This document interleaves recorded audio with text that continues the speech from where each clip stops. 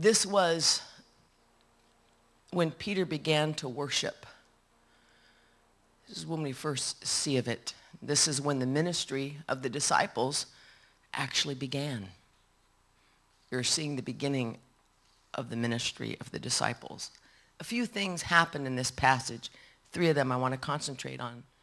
Work without the direction of the Lord is difficult and fruitless. They were toiling all night. They were tired. They were doing the work, but they were doing it wrong.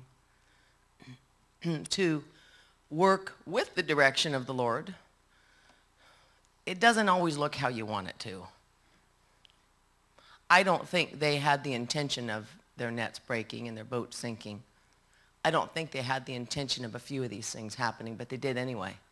And God, I would have you know, was very much involved in that. It wasn't, oh, so big, bad error. God was involved in it. God was with them. And the 3rd point I want you to remember is difficulty should make us worship. Difficulty should make us worship.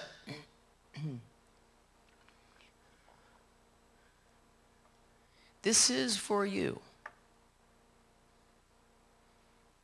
I learned this lesson on my back in an ICU unit.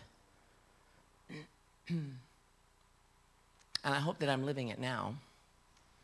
Not that I'm immune from learning it, but I'm letting you know you've got to get it deep and hard. We learn it every day over and over and over again. Difficulty should make us worship. The problem is we all want a formula to get rid of the difficulty. We all want a prayer to pray. We all want a thought to think. We all want a deed to do. The problem is, Jesus says what you got's difficulty. What you need to do in the middle of it is worship me and quit trying to pray your way out of it all the time. When you continually try to pray your way out of a difficulty, you'll never learn the lesson of the difficulty. When the difficulty comes for one reason, and that is to provoke you, to cause you, to compel you to worship the Lord. Does God put it on you? No, but he's standing right there watching it. You ever think it'd be easier for him to remove the trouble? It would be. I remember when I thought, well, I'll just go and I'll get another job here, you know, and get another job there. Before I started to preach, I was working at 7 universities as a law and ethics professor and business professor.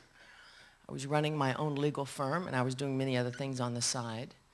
And I thought, well, I'm going to go get me just a fat corporate job. That'll be way easier, less travel. I'm just going to do that. That's what I did in the Bay Area before. I'll have you know that I got the jobs. I'm qualified. There were jobs that I had. They called and said, you have the job. We want you. Good girl. Awesome. Come in. Job's yours. A lot of money. A lot of good things. And you're capable. You can do it. All right. It's happened 3 times. Maybe 4.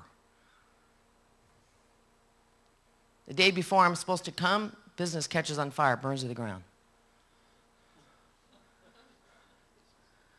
2 days before I'm supposed to come, owner of the business had a heart attack. Wife writes a fat check, runs off with all the money. Boom, gone, done. Not hiring nobody now. Trying to remove myself from this difficulty, make it a little easier.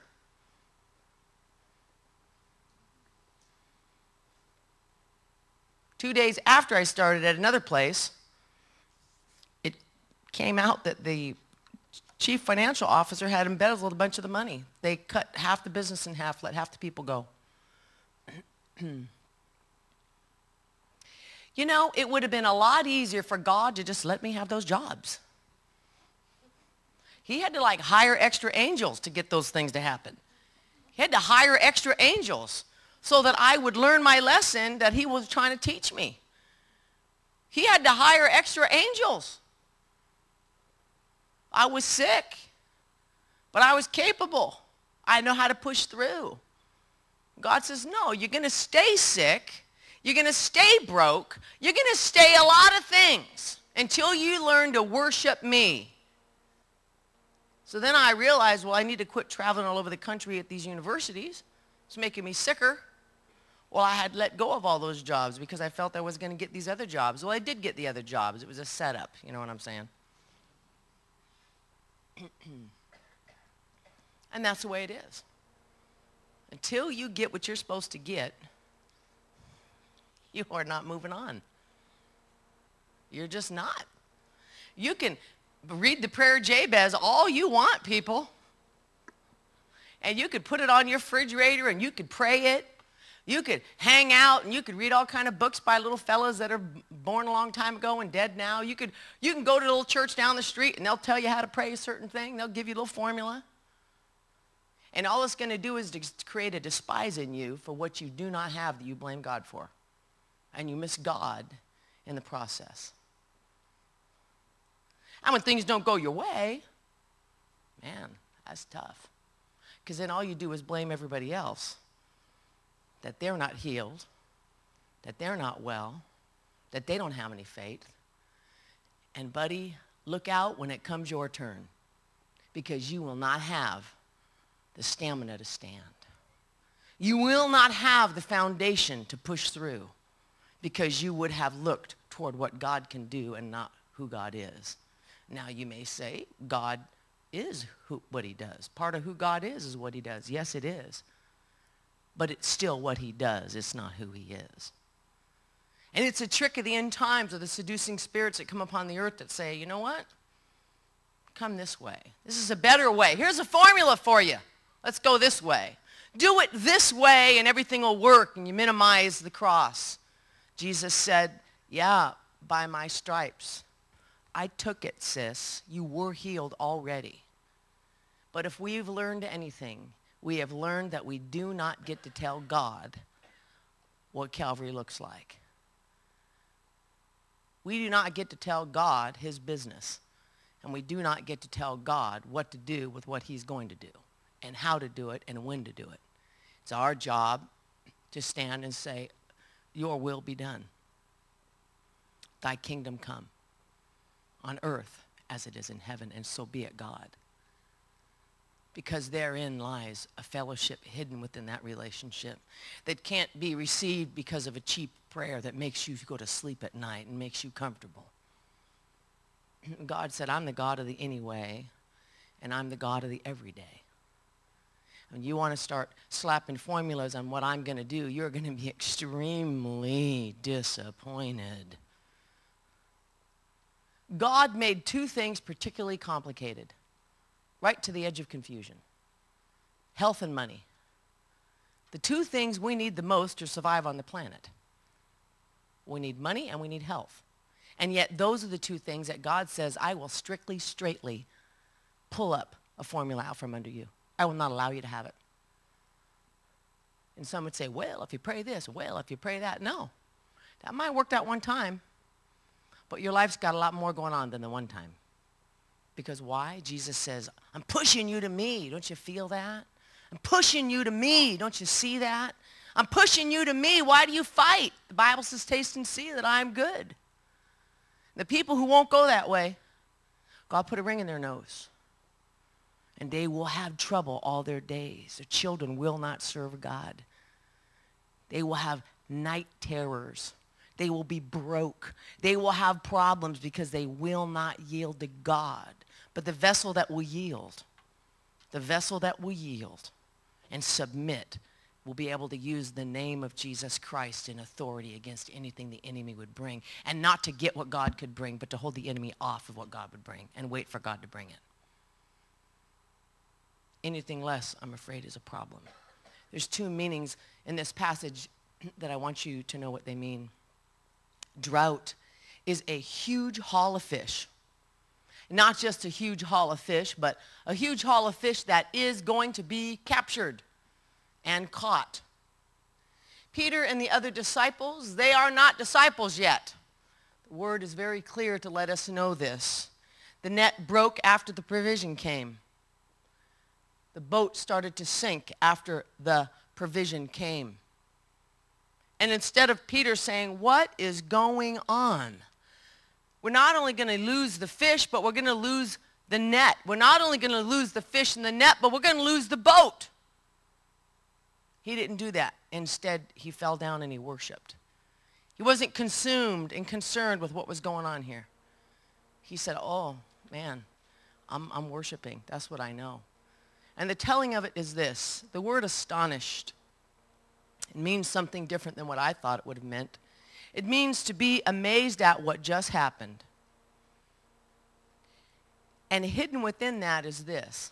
To be amazed at what just happened, not necessarily to be amazed at the person who did the thing, but the thing.